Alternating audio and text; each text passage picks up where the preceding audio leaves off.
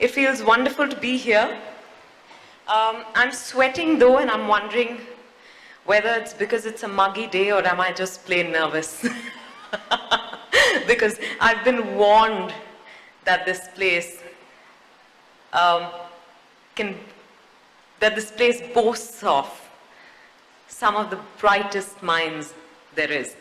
So I am envious of all of you studying here. I must admit that I'm not someone who actually, writes down speeches or anything like that. So I've just made a couple of points, just scribbled them together, and I hope that makes sense to all of you. Because when I asked myself, what is it that I really want to say when I talk about leadership as a pathway to success? A couple of things came up. We do live in a very wonderful but very wired world today. We're constantly in touch with other people. We know what's happening the world over, at the press of a button.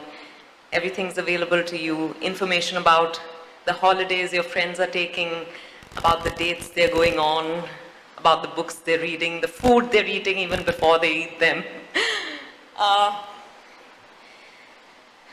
We are just completely in tune with what is happening all around us, which is wonderful. So we know of the devastating hurricane that's hit the US, and we're getting minute-to-minute updates on the phone. And while there are lots of pros to it, I was wondering, in this kind of world where we're constantly looking outside for someone else to lead us, to tell us what is happening, how you must process it, what should be your opinions, what should your opinions be, we've forgotten that there is the person right here that you first need to be in touch with. Me, myself, that's each one of us. I think we've completely somewhere lost touch with that. And to me, the most important thing about leadership, when I looked at all those people who've inspired me over the years, firstly, there are countless number of them, not just the ones we read about or we watch, across media. They're people who are leaders in different walks of life. Some of them are extremely popular because they're also maybe movie stars, politicians, artists. But some of them are leaders because, they're leading their lives the way they want to. I think that's what, for me, really defines a leader. I'm not someone who can throw quotes at you. I read, and it touches me, but I don't retain the words. So I wish I was one of those who could just quote some of the great leaders to you. But what I'm actually wanting to say to you is to recognize the leader that is you. To recognize the leader that is in you. I think that, for me, is what makes those people stand out who have turned out to be extremely successful leaders in different parts of life.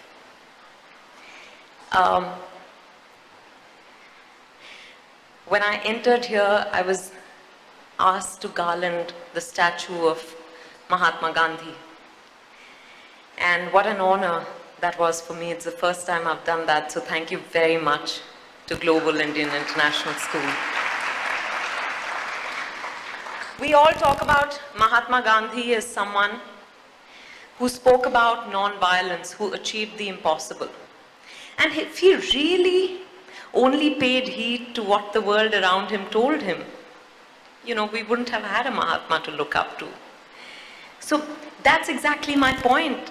Again, I think in this mad world where we're constantly looking outside, there is a need to look inward, to be in charge of your life, to be in charge of your opinions, to take a stand for yourself. We're all quickly, there's something happening in the world, and we are quick to tweet, saying, what rubbish is this? It could be about anything, about an actor talking about his or her personal life. We have to take on that. On a world leader, making a speech, and we have a take on that. We know what everyone else must do. Do we know what we ourselves should do? I don't think we do.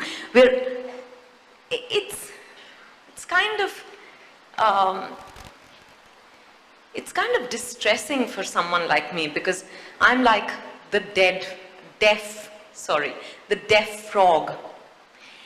I'm only calling myself the deaf frog because I'm going to share with you that little story that I heard many, many, many years ago. There was a competition of frogs.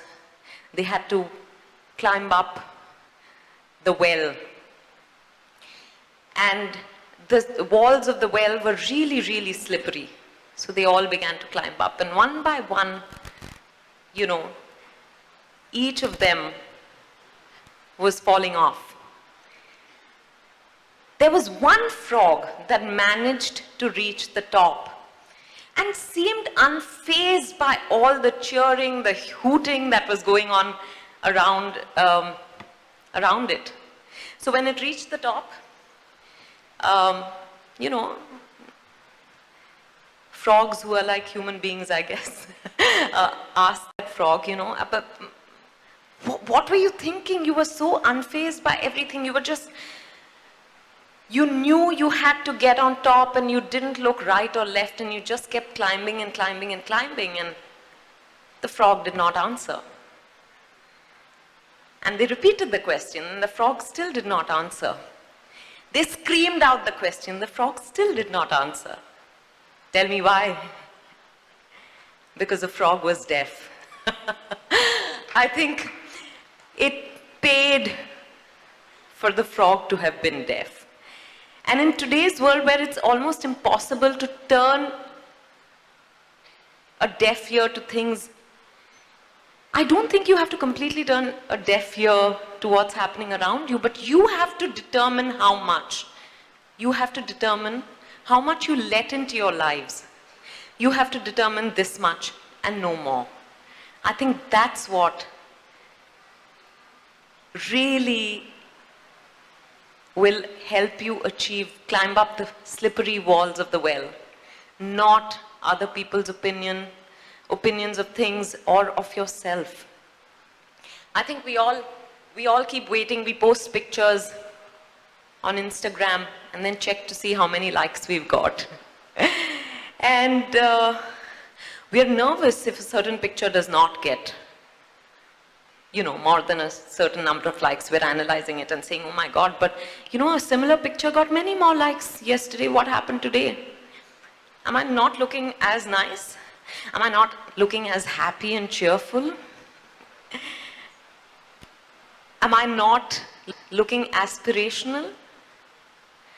I really think that this leads us nowhere. Because that validation from outside will be more on some days. That validation from outside will be less on some other days. And that validation from outside might not be there on some days. Therefore, what's most important to me, I'm only sharing with you what I have learned and discovered over the years, being an actor, being a public figure. I think what matters most is to like yourself.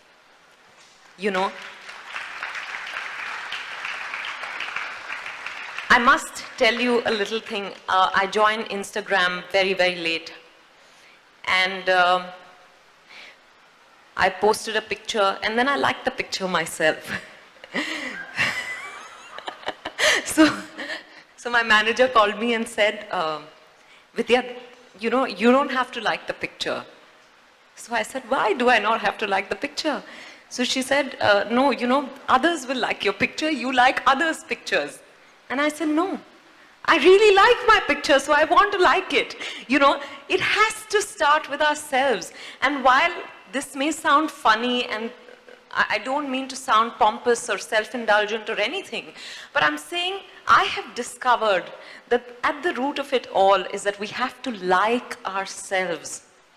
We have to lead ourselves the way we want to lead ourselves, the way we want to lead our lives. There is no rule book. You don't want to be just homogenized products of this society. You know, what I discovered, again, coming back to leadership, about all those leaders I admire, is that there is, what they have really done is been in tune with who they are, what they want to do. You know, they're unafraid to take decisions, stand by them. I think that's awe-inspiring. They have created a path which maybe no one has walked on before. They have seen success sometimes. They have seen failure many a time, like Mr. Rohit said. But the important thing is that they have been steadfast in their courage and conviction, in their belief in themselves.